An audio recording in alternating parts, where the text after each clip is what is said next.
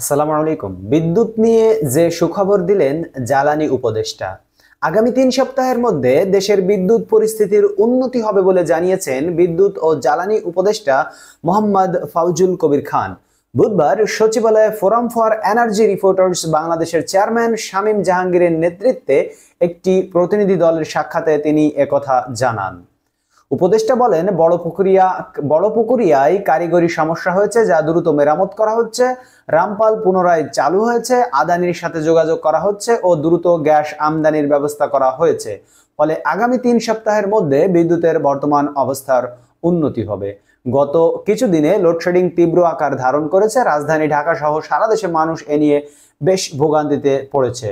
গরম আর লোডশেডিং দুয়ে মিলিয়ে অস্থির হয়ে উঠেছে জনজীবন। তুলনামূলক শহরে কিছুটা কম হলেও গ্রামাঞ্চলে ব্যাপক লোডশেডিং হচ্ছে।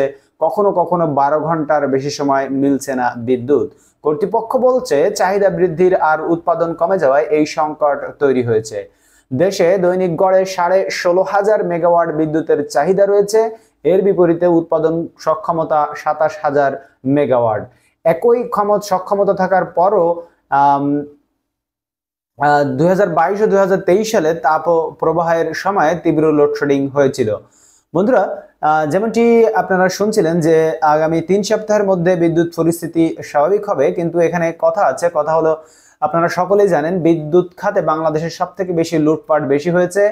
বাংলাদেশ থেকে যে সিঙ্গাপুরে সামিট গ্রুপে, আপনারা সবাই জানেন সামিট গ্রুপ, তারা সিঙ্গাপুরে ১০ জন ধনীর ভিতরে একজন ধনী হয়েছে। আপনি কি চিন্তা করতে পারেন, বাংলাদেশের একজন, সিঙ্গাপুরে ১০ জন ধনীর মধ্যে একজন।